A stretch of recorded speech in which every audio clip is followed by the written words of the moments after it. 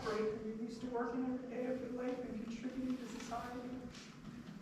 And I found that out quick, real quick, that sitting at home was harder than you think. And he was my phone call every single day. I had someone to talk to. If there wasn't anything to talk about, he'd make something up. And 20 minutes would turn into an hour and a half. And the last time I talked to him, he passed away on Sunday the 19th. I talked to him on Saturday, and he sounded tired. And I said, I'll call you back later, get some rest, Bob. And he said, okay, sis. He said, I love you. I said, I love you too. He said, promise me you'll call me back. And I said, I will. I never did. But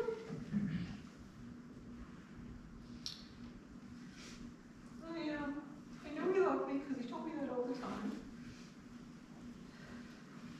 Which is a good thing, right? Yeah. Every phone call I do with an I love you. I was going through my phone.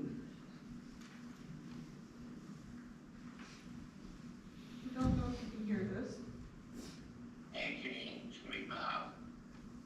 You call when you get a chance. I love you, sis. You take care. Let me talk to you soon. Love you. Bye. He's with Jesus, and we will talk again soon.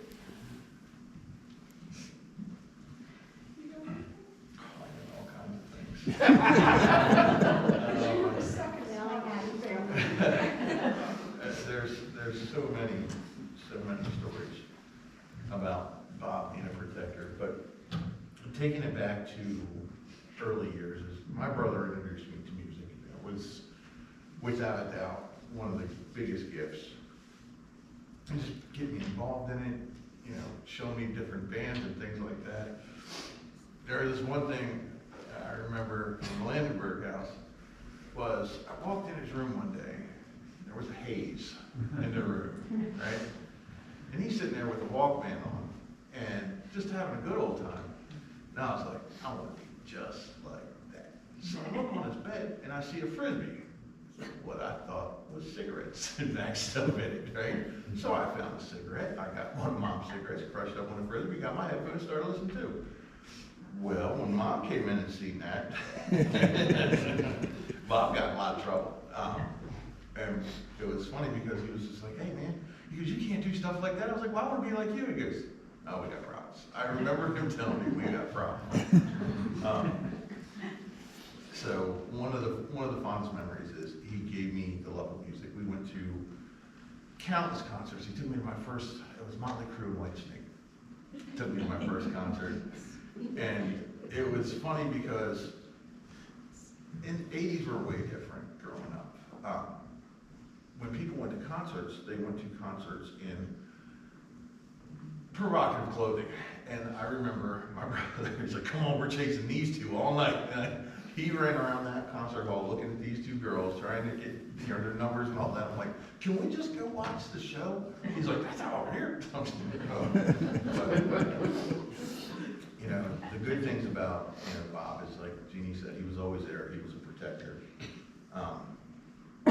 He can make you laugh, but he can also make you mad. Bob was one of those guys who he knew the buttons to push. But ultimately, the biggest button he pushed was love. How he interacted with Liam, how I knew he'd be in pain, but he would still come up the stairs, just hang out with Liam, and all those things. It's irreplaceable, just the memories. For what it's worth,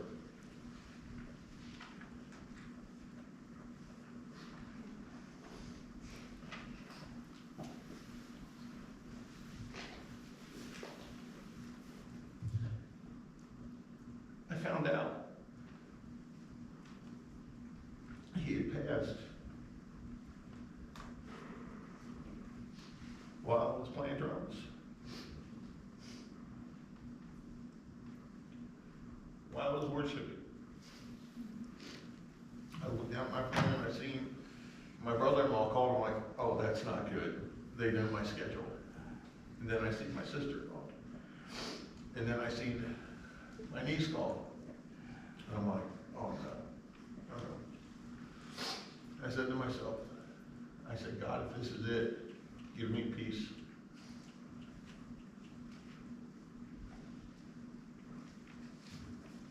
Closed my eyes for a second, and I heard nothing else. It was silent. The only thing I actually heard and felt was my fan blowing up the back of my shirt. I have in-ears in, I got click tracks going on, I got people singing all around me, and I heard nothing. And I opened my eyes, and it was like somebody was turning the volume back up slowly.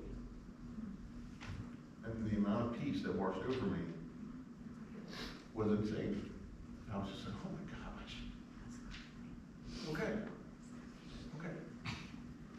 And I knew before I finished what I was going to hear when I called. And to me, that was God's way of saying, I have him. Be safe. Don't worry.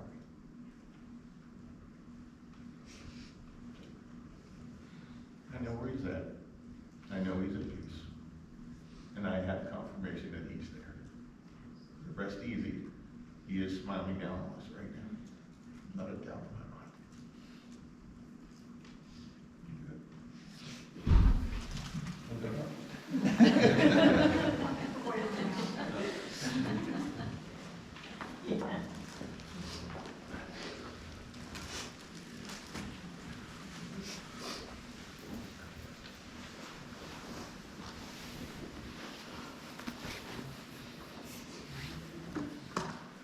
Bobby was good to me. He was like a father to me, basically like a real father to me, and more than a stepdad. Even though I got two, but that he was more like an actual father to me. And I was caring like that to him, do everything